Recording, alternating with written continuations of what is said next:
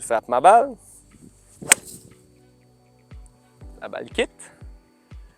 Et je constate que ce coup-ci, je veux dire peut-être par chance, mais j'avais une intention, j'ai réussi à frapper ma balle en plein cœur de mes 2 bornes. Et qu'est-ce que ça signifie, ça, avec les 7 balles restantes? C'est que ça me permet d'en retirer une. Donc, une récompense. Donc, aujourd'hui, chers adeptes, ce dont on traite, c'est la frustration d'être un joueur ou une joueuse d'élite sur les heures de pratique et de ne pas être en mesure d'amener ce rendement-là sur le parcours. Donc, on me dit souvent, mais j'essaie d'amener le driving range au terrain. Et c'est à ce moment-là que je me prononce à l'opposé avec des arguments qui je considère très fondés, c'est-à-dire il faut amener le parcours aux aires de pratique. Et comment on peut faire ça? Et c'est très nébuleux ça, parce que des gens qui me disent qu'ils jouent des trous dans leur tête en situation de pratique, bien, ils sont nombreux, ces gens-là. Mais ma question qui suit ensuite, je suis un peu l'avocat du diable de ce côté-là, c'est de demander comment vous sentez-vous quand vous jouez des trous sur les aires de pratique? Est-ce que vous avez un enjeu? Est-ce que vous ressentez un peu le stress? Est-ce que vous avez une certaine réticence à l'exécution de votre coup? Puis la réponse souvent, c'est bien, j'ai pas ces ressentis-là quand je joue des trous dans ma tête au champ de pratique. Donc, je vous dirais que ce n'est que partiel de jouer des trous sur le driving range et qu'aujourd'hui, je vais vous présenter un jeu qui s'appelle le jeu des 8 balles. Ça peut être fait avec plus que 8 balles, mais on démarre avec 8. Et le critère numéro 1, c'est de vous donner un objectif qui va être quantifiable. Donc, dans ce cas-ci, ça peut être le bâton de votre choix. Je prends un fer numéro 7 et je m'affaire à me donner un critère au niveau de la direction.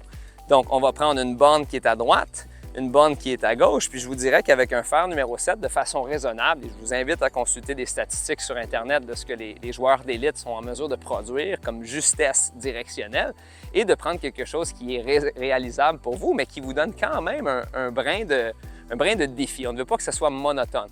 Et pourquoi est-ce qu'on ne veut pas que ça soit monotone? Parce que c'est dans ce temps-là qu'on s'en fait un petit peu plus et que le stress vient justement nous habiter, et de là, bien, on sort nos outils pour bien les négocier. Donc, ceci dit, on a une balle au sol, une des 8 à venir. Donc, j'ai un critère directionnel dans ce cas-ci, on pourrait en avoir 2, mais je démarre simplement avec un seul critère, c'est est-ce que ma balle va être logée à l'intérieur de mes 2 bornes gauche et droite. Et je vous explique ce qui survient par la suite, suivant le constat de mon coup. Donc, je fais ma routine, je vérifie la direction que je souhaite emprunter avec ce coup-ci. Je frappe ma balle. La balle quitte.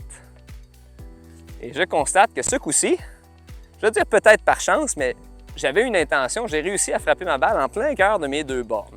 Et qu'est-ce que ça signifie, ça, avec les 7 balles restantes? C'est que ça me permet d'en retirer une. Donc, une récompense. Ensuite, je pourrais continuer avec le fer numéro 7 et les mêmes bornes. Je pourrais commencer à varier les directions, question de changer le contexte qui est constamment présent sur un parcours de golf. Je pourrais même en venir qu'à changer de bâton, ce que je vais faire pour les besoins de la capsule aujourd'hui. Je vais prendre un bois d'allée. Et à ce moment-là, je vais me donner encore un critère. Puis sachez que vous pouvez en glisser un deuxième. Donc, dans ce cas-ci, je vais avoir 2 critères. Le premier, un critère directionnel. Puis le deuxième, avec la technologie Top Racer ici, ce qu'on peut faire, c'est savoir quelle distance est-ce que notre balle a franchi.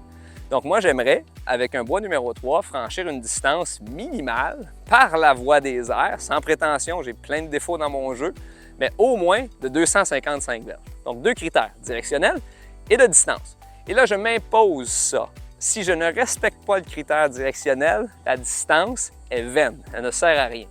Donc, pour bénéficier de ma récompense reliée à la distance, je dois frapper la balle dans le bon couloir. Donc, je détermine mon couloir. Et là, c'est là qu'on va voir si je suis un bon acteur parce que je suis supposé d'échouer. Imaginez que je me force à 100 %. Je veux juste que vous connaissiez la nature de la pénalité en cas d'échec. Ah! La balle quitte sur la gauche, à l'extérieur de mes bornes déterminées. Est-ce que cette balle-là aurait franchi 250 verges? Peut-être, mais ce critère-là n'est plus applicable. Je regarde mes balles restantes. Il m'en reste 5. Qu'est-ce que je fais avec ces 5 balles-là? J'ai manqué mes 2 critères. 2 balles reviennent. Donc, l'objectif, bien entendu, c'est d'écouler les balles qui sont devant vous. Si vous les écoulez rapidement, vous pouvez soit vous taper dans le dos parce que vous réussissez bien ou parce que l'objectif est trop monotone. À vous de juger.